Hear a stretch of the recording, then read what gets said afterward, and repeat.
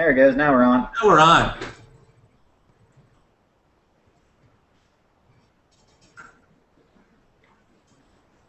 All right, great. Let's get the show on the road. So I want to welcome all of our viewers out there to another Friday morning hangout with Computer Consultant Team. That's me, Gary Ibsen, and we have Steve Peck from Expert Data Labs on here with us. We're going to talk about data backup, disaster recovery, business continuity, all the fun stuff that we know you want to hear about.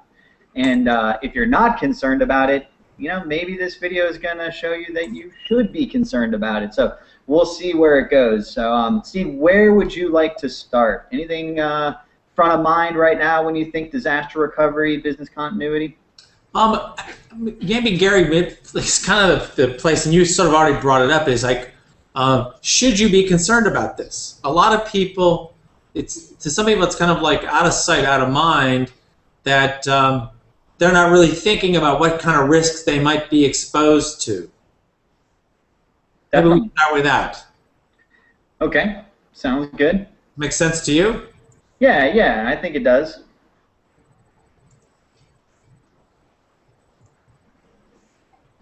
So, I was just going to say, whenever I think of risks and like whether or not you should be concerned, I always generally start with stories, and I think about the time of year, and one of the big things that pop into my mind is power protection, lightning storms, things like that. Yeah. Remember last year we had an incident with a client. Their building actually got hit by lightning directly. It shot their power meter right off their building. I can't remember how many feet it was, but I mean straight into their parking lot.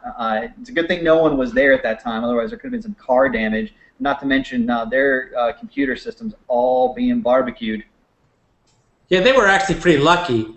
Our manufacturing company, and they were actually set up so that this power line coming in, it was a second line coming into their building, actually was open, which meant that the power didn't come in any further than, like, it hit the meter, came in, and then when it was open circuit, it died, right? Now, in their case, and this is the kind of thing that people don't really think about or they're not prepared for, in their case, they had their manufacturing equipment protected by that process. But that same electrical charge went back out to the pole, picked up on the cable connection, their internet connection, and wrote it back into the building. And then their computer equipment was like dominoes. It hits their modem that's connected to the internet, it connects the firewall, then it hits their servers, and then it just kind of sort of switches and just keeps going. And one of the things, when something like that occurs, and it doesn't have to be a direct hit like for them, but when something like that occurs, what's challenging is you don't really know where the damage is. Because what it might do is it might just stress the equipment, stresses the capacitors or whatever inside of their computers. It might not show up right away. It may not be, might not be as simple as, it doesn't turn on. That, you might believe it or not, that might be the best case if it doesn't turn on. Right. I remember, incident with a printer, for example. So take a power surge, lightning strike, whatever it may be, damage some equipment. Well, it wasn't forefront of mind to go check to see if the printers were printing. Guess when they found out the printers weren't working? It was when they went to print some payroll checks. It was when they went to print some critical documents. So yeah, you don't find all that stuff right away. Yeah. So anyways, the other thing about power protection too, and commonly it took an example like the manufacturer to bring this to my mind when I'm talking to customers about power protection. Hey, it's not just your power lines themselves, like your the power cords to your computers and your devices. The actual cable itself, the coaxial cable coming out that carries the internet signal to your modems and devices, those can carry power surge as well, and a simple device, $20, $25 box, can actually protect your network equipment from that. Because like you said, from the electrical charge, the other thing and this is what we really want to talk about today, is protecting your data. So yeah, I know I'm kind of going off on a tangent there, but I mean, I think it is true. I mean, there are all kinds of things you want to do. Yeah. You want to make your life as simple as possible if you can. You know, it's no one ever wants to have to use the systems that we deploy at customers. We hope we never have to use them for a serious outage. Absolutely. Right? But the key is having some tools. So we talked about one of the risks is power, right? Absolutely. And that happens. It doesn't have to be a direct hit. We usually have 2 or 3 customers a year who experience some kind of a power-related issue during the thunderstorm, lightning strike season, spring. So, it can happen anywhere. And it causes a surge and it disrupts your equipment, right? Hopefully you're protected for your systems. I guess the point is that's a case where you're exposed, because it can hit your server, destroy your data, destroy your hard drives, burn a hole in your equipment, those kinds of things. Now, some of the other ones, some of the obvious ones, we got power. We got my building burns down. Right. Happens. Hey, if all your data is in one location, your building goes down, and maybe you have a contract with your clients. You have to provide service, otherwise you're liable for things. What do you do? How do you run your business in another location? That's always a concern. I'd have to say the most obvious one to me, being a geek and working with hardware, putting my hands in computers, hardware failure. There are moving parts in hard drives. They fail. They can fail in 6 months. They can fail. I've seen them fail as early as 3 months. Taken out of a box, or sometimes they last 10 years. But it does happen. Yeah. Two things about both of those. One is just jumping back for a second about the fire. A lot of times people will say their first reaction will be, well, if our building burns down, it's not really an issue because we won't be able to do any manufacturing or providing these services anyway. But what you got to also think about, on my computers are all my accounts receivable, all the people who owe me money, right? If you don't really want to lose that, you lose your ability to collect. That wouldn't be so great. Also, your vendors are the people you owe money to. Going under the assumption you want to have a continuing business, if all of a sudden you don't pay your vendors and you don't have the contact information for your vendors and all of the things that go along with that, you may, all of a sudden you've had great terms and all of a sudden you're on a cash basis or something because you couldn't get access to your accounts payable. Those kinds of things are there. Even if your building burns down, you can really want to keep that going. Being able to notify your customers what's going on. We don't think about sometimes. All of that information is stored on our system. Yeah, and obviously that information drives those operations, drives those processes. Yeah, exactly. Not having that, right? That's a great point. Gary, you shared a picture with me last year. Maybe you can. Do you have it up? Can you share it with everybody?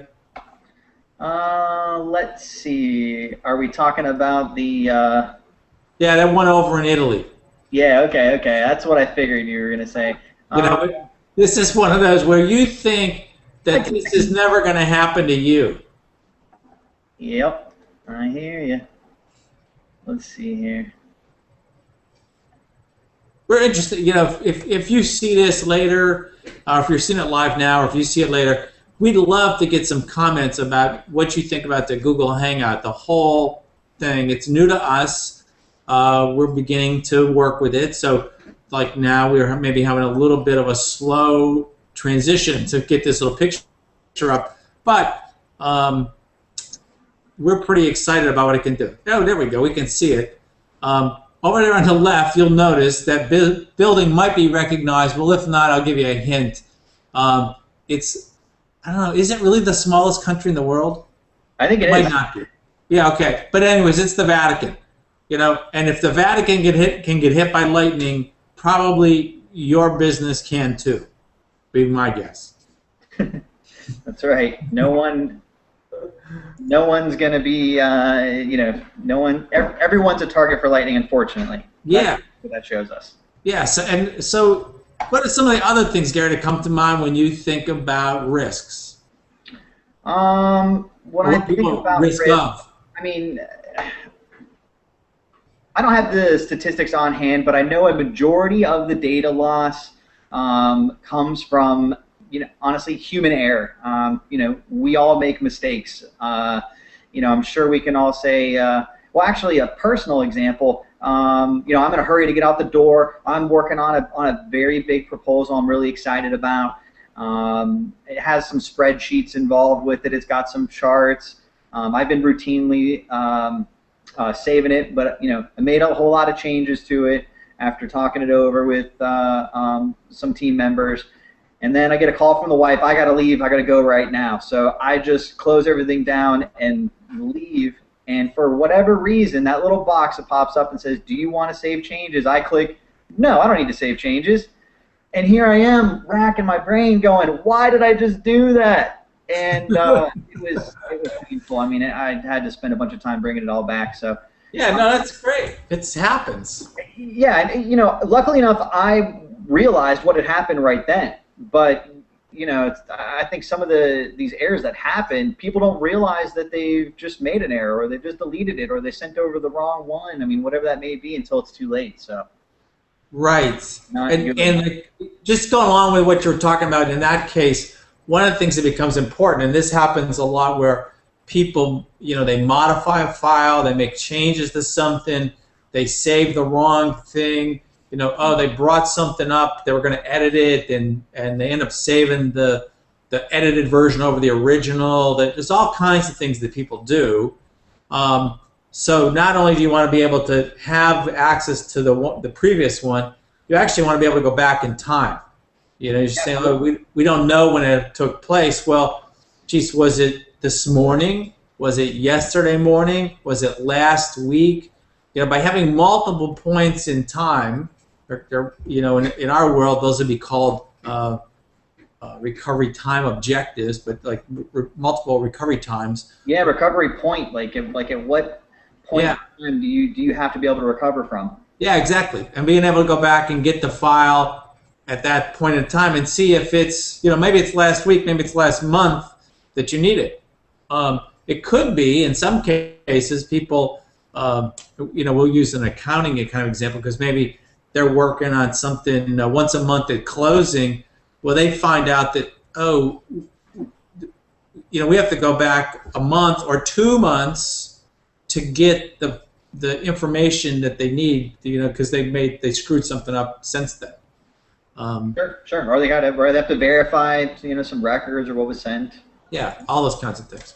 Yep. Now, something else that comes to mind for me, Gary, is that we also all have kind of the Homer Simpson kind of guy who works for us. Who is well-meaning. Trips over the cord,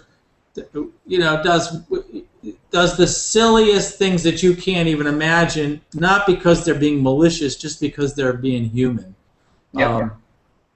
And quite frankly, that can cause a lot of issues, Even I've even talked with some business owners before that were hesitant in investing in new hardware, new equipment for some of their employees because they knew they didn't take care of their business stuff the way they would treat their own stuff, for example. You have that from time to time. I'm usually pretty careful. Like, I don't like to eat in front of my computer. But you meet some people that are drinking super big gulps right over their keyboards and their laptops, and as a geek, I kind of cringe at that a little bit. Yeah. So what happens when you ask people, Gary? You talk to a lot of people. What happens when you ask them, "Hey, are you protected from these kinds of things we're talking about?" What do people say?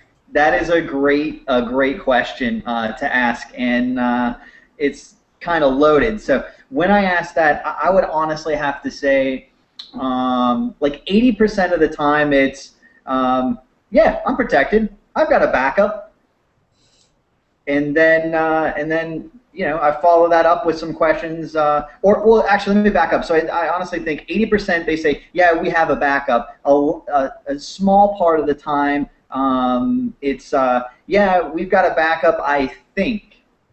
Like they already kind of have that doubt because maybe they don't touch it firsthand. But honestly, 80-90% of the time, everyone's always protected. They say, and I like to follow that up with, oh, okay. And I'm not trying to be jerk per se, but I really feel like there's a belief problem with that. And I say, oh well, what's backed up? And usually the response is, well, everything. And then I like to say, great. When was the last time you tested it? When was the last time you verified it? Or hey, if you're looking for me to find a file, can I just see your logs? As far as where your backups are going, and that's where there usually is some stuttering or there's some issues there. But have they ever tested it, Gary? Very rarely. Sometimes I get the person that says, "Oh, you know what? I had to bring my flash drive home. Hey, I back up I copied some files to a flash drive and took them home, and I was able to work on it." Or, my CPA needed my accounting records, so I got them over there, and they kind of feel like because the CPA was able to make sense out of what they had, or they were able to physically pick up something and bring it to them, that they felt like they had a backup. But again, I'd have to say that's another. The vast majority, they don't test because they just they don't feel like they need to test it. They're lucky enough to either not have experienced an issue, or or they. Yeah, I mean, So they basically don't believe you. Yeah. They kind of like. Unfortunately, I think most of us have to experience this to realize how important it is, and we try to prevent that at all costs. But early on in my life, I want to say it was probably around 18, 19 years old. Had my forked up the $700, had a killer desktop computer, started ripping all my CDs into it. Had about 300 CDs worth of music in there, and then a few months later, the hard drive died on it. I didn't have a backup at all. I cannot tell you how upset I was to have to re-rip 300 CDs, considering I didn't even have them all still. They got scratched and damaged. It was not fun. So from that day forth, I vowed I will back up my files to an external device. Yeah, and unfortunately, or fortunately, in your case, we're talking about some music that could be replaced. Well, some of it wasn't. You loan CDs out, you loan CDs out to people, and you never see them again. That kind of stuff happens, and then they get damaged and lost and all that kind of stuff. But it was benefit that I learned that early on with just music. It's not like I wasn't able to get up and go to work. You know what I mean? I didn't get fired over it. I have a pretty good feeling if I were to walk in tomorrow, Steve, and say, "Hey, Joe Nardone, owner and CEO of Computer Consultant Team, guess what? I lost a ton of files or data, and I can't get them back." I'm pretty sure he'd say, "There's the door." It might be one of the options, right? Who knows? I mean, precautions are taken to prevent that, obviously, but I'm just saying, as an example, I really feel like there's some people out there, especially if you're the IT guy at your place, you're the man hired in charge of protecting that stuff. Yeah, you certainly tarnish your reputation if you don't. Yeah, a little bit, just a little bit. And then we're always looking, I think, outside for examples to help people understand, because people think things don't happen to them. Sure. Ever. It just doesn't happen to us. It's never happened to us, and it really doesn't matter whether you're talking about data protection or a lot of other things. But unfortunately, they do happen, and if they happen, they could happen to you. So it's are you doing the things you could be doing? Some things you're not going to be able to you're not going to be able to stop from happening, but you do want to be prepared if they do happen. Yeah, definitely. I mean, when I think about some things that I would have never thought happened. I mean, this isn't totally true to this day, but think about the Twinkie back then. Yeah. Hey, I'm a huge fan of the Twinkie. For those who may not be familiar, I would hope you know what a Twinkie is, but the little pastry cream-filled cake. I love them. I think they're awesome. I like them frozen, Gary. What's that? I like them frozen. Yeah, I do too, actually. Not bad. I mean, you can have them any way you want them, really. Fry them up. But in any case, I will admit I was bummed when I heard that Hostess and the Twinkie was going to go away. So I'm excited now that it's going to be resurrected. But hey, I would have never dreamed in a million years that there would be a point in time where I wasn't going to be able to buy Twinkies. Yeah, right. Something else, but not Twinkies. Right? Yeah, exactly. And there's also some kind of disturbing research that exists, which I personally find hard to believe, but I also know that the people who did the research didn't make it up. So, and we don't want to bore people with these kinds of statistics, but it does happen statistically that businesses that experience some kind of catastrophic data loss, mm-hmm. right? 43% of those businesses never reopen, ever. Not someday. 43% never reopen. And 57% of people who have those catastrophic losses, they close within 2 years. So they might reopen, but they close later. So we're talking over half the businesses who experience a catastrophic loss of data have that kind of dramatic impact. That's pretty significant, I think. Absolutely. I mean, when I hear numbers like that, and I've read that before as well, in various other reports. I think even HP had like a big report that came out that had some numbers similar to that. And working with small businesses and people that really contribute to the community and make an impact. Man, I get charged up when I hear that, because if I can prevent something like that from happening to somebody, that's why I do what I do. I want to be able to help people. I want to be able to help those businesses and make sure they're around. Yeah. So, Gary, do you think people get that this is real? It's kind of abstract as we're talking about it. Yeah. Right. I mean, I'm trying my best really to kind of emphasize to people that this stuff does happen. I think sharing some of our examples help convey that. But I think it goes back to honestly feeling like there's a belief problem. I mean, when you ask if people are protected, even if I know they're not, almost always they say, yeah, we're protected. No one ever believes that they're not. And this little thing, Gary, I want to just show you just for a second. Okay. See, let me check it out. If anybody recognizes this guy. He comes out of a book that a lot of people read. He comes out of the Bible, but his whole story, guy Noah in the Bible, I'm sure that everybody was telling him it'll never happen. Right. Getting flooded like that's never going to happen. Now, what would happen if Noah hadn't paid attention to them? Right. I like an ark is a silly idea. That's pretty funny. So when we're talking about this, hopefully you're not hopefully you're taking an approach more like Noah took than you are with some other way to deal with it. So sure. So how do you think how do people deal with it? Well, I think one of the most interesting things is people basically stick their head in the sand and think they just ignore it. Like it's not happening. It's not a priority because it's not broken right now. I think that's one of the big things.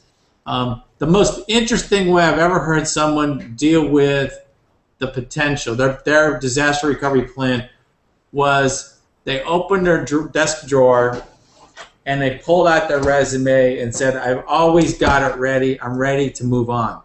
Now, unfortunately, if you're a business owner and you have people working for you and someone else is responsible for making sure that your systems are backed up, and you're relying on that. Keep in mind, it's unfortunate, but you got to keep in mind that that's not their business. They can go get another job, and you can't just go get another business. You've put time, energy, money, resources. It's taking a lot of time to get up to where you are. Yeah, think about your reputation, all that kind of stuff. Yeah, everything. And that's a great point. Wow. So resume, they keep their resume on hand. That is that's scary. It's also kind of funny, but very scary. Yeah, I think something else people do is they have half a solution in place. Okay. We got our files backed up. Okay, great. What about the programs? One of the ones that always strikes me is because we also do by the hour consulting work. We'll work with somebody who maybe it might take 6 months to get something working the way they really want it to work. Like today, let's just take those really fancy printers, that fax, print, do all these things. And and if then the printer doesn't really play nice with their line of business application, maybe their ERP system or whatever that might be. So they spend a lot of time to get it so it actually works. And they pay somebody like us to finally get everything configured, right? And it takes so long. Nobody even knows how they did it. They tried hundreds of things. It finally works. Now, but you don't think about it. When you lose your systems, you might have your files, but if you lose your system, you lose all of that work. Yeah, that's a great point. You have to start over. I think that is more often than not when those people are saying, when I ask them, hey, are you protected? And they say yes, and we start diving in a little bit deeper. Almost always it's they have some kind of a file level backup, which is good. But when I ask them, hey, let's say this machine right here is gone, is blown up, it's done, and it's got QuickBooks on it, it's got, I don't know, maybe it has your specialized ERP tool on it, and I say, cool, now you've got your files right here, what are you going to do with them? How does this help you? And they look at me and go, well, we've got to get another computer. I'm like, yeah. And then we need to get, where's your software at to install? We got to find it. They may not have it. Maybe they do. A lot of times they're digging around in drawers for it. I'm going to guess. We got to go ahead. You work with enough companies where when you first meet them, they're not even sure like who's responsible for different pieces of their system. Like, oh, we don't really know where that even comes from. To think that they're going to have a copy of the software you need readily available. Yeah. Right. A lot of times it takes work. They don't even know who owns the domain that their website's on, right? Or where their email comes from. Lots of people don't know that. If they don't know those kinds of things, what makes you think that they're going to have the pieces you need to readily rebuild their system? What are the chances they're going to have that available in a real timely manner? Yeah, I mean, in a timely manner, almost next to nil, if they even have them at all. So, yeah. But those are the kind of scenarios that we try to present and that we talk people through. Is that, hey, having a file backup is really half a solution. You really need to plan for how you're going to recover and what timing and how are you going to get the operations going? Okay, Gary. So what are the ways that successful companies handle that? When you see people who are doing it well, what are they doing? Well, one of the big things that I'm constantly trying to emphasize with people is, hey, you need to start with the very end. And like meaning, how fast do you need to be recovered? If this machine is what prints the money, how long can it be off and not printing money before you're losing business or it's affecting your reputation or your service level to your customers, whatever it may be. Because once we know how much time frame you have to work with, or where where it starts to feel painful, we can build a solution, or you can start to put together a solution that's going to address that. Does that answer your question? Well, it's the beginning. I guess that's a place to start. Right. I guess what I'm trying to say is, does that make sense to you? I don't know if it's going to make Yeah, sense it to the makes people sense to out there. me, but Okay. I'm trying to think of another way I could word it, but yeah, I I mean, think one of the other ones is that, technology has changed a lot, yeah, and you can now do a lot of things. When you think what you can do with your cell phone, right? So it gives you a good example of, in the not the too distant future, if you wanted to get a hold of somebody, if they weren't home, they weren't home. right, It's like, okay, they're not home. What am I going to do? I don't know when they're going to come home. I don't know where they are. I don't really have a way to reach them. Today, that's not an issue. Now, the same thing, if you think of with the changes in technology, in the past, people said, oh, I back up my system once a day. I back up yesterday at night, right? sure, Which means that hopefully it worked. That'd be the first thing. right, And then hopefully you didn't have really important things that happened today that you're going to miss, right? And unfortunately, like if last night didn't work, maybe you're 2 days behind or 3 days behind. Today, there's technology, and there's no reason to have to wait that long. right, You can back up stuff up on the fly. I just noticed the other day with Google Plus on my phone. I took a picture and I noticed that automatically, within, I don't know, in the background, I didn't even know about it. It took that picture and had it saved out on Google Plus for me. very cool. And I mean, it just happened.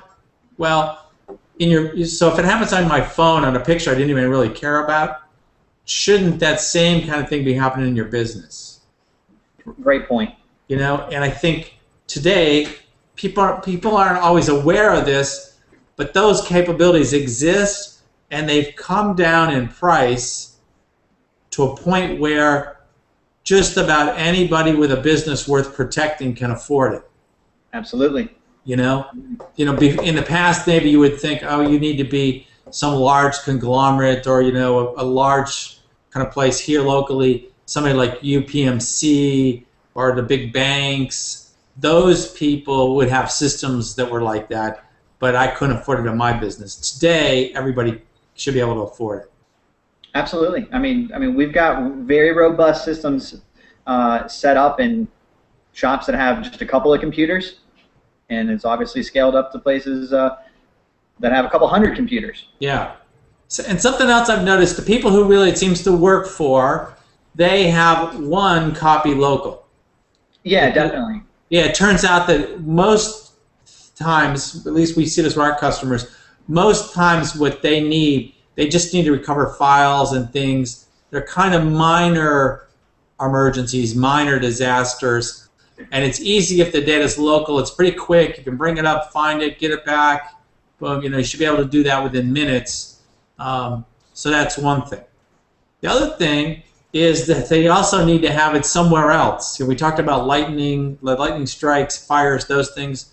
We all saw pictures of what happened like in Joplin, Missouri last year, what happened in Oklahoma this year. Yeah. Those businesses, unfortunately, whatever they had locally doesn't really matter.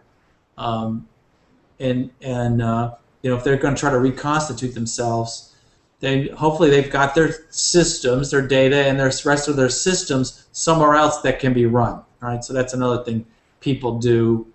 And again, that's expensive today. It's Right. relatively inexpensive to be doing that. And today there are solutions that you can get. They're almost on-demand failover sites. In the past you would have had to build your own site, co-location, if you will, to bring your systems up at. And if you're a major bank, you would probably have a co-location that you could bring your systems up at, right? But if you're a business, you can have a solution where your systems can be brought up. It might take 8 to 24 hours to get them all functioning, where they're just seamless. But within a few hours, you can have people logging into them and begin working. All right.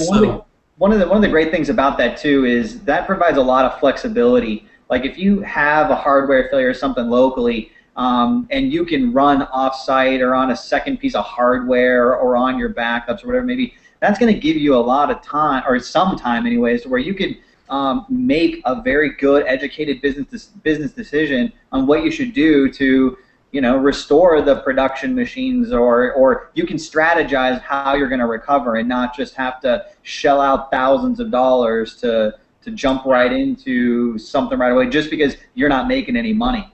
Yeah. I mean, that can be a whole other topic for one of these hangouts. Maybe it gives you the luxury of making intelligent decisions rather than reactionary decisions. Absolutely. The other thing that's important today is that whole process can be automated. You and I just got off the phone a few hours ago with a business. One of his questions was, hey, does this mean that my people aren't going to have to be like swapping tapes or disk drives and taking them home with them and forgetting to do it? And is it, today you should be able to have all that stuff happen in the background and having it monitored 24/7. So if something's not working, somebody else whose job it is to watch it can fix it. You don't even have to know about it. Absolutely. Absolutely. So that's something else that people. Yeah, and I think that's one of those features and benefits that a lot of people feel like, oh, I can't afford that, or that's only for major banks, huge businesses. And again, I mean, I think all of us can say, hey, we're all shocked by what technology can do today. And I mean, you look at the $1,000 computer now is going to be $200 in a few months. Yeah. Protection systems have that's the trend. Same with those. Yeah, same kind of things. Right. Exactly. Trend, so. Something else that we encourage people to do is to have fire drills. Thank you. I'm so glad you brought that up. Yeah, and that's a topic.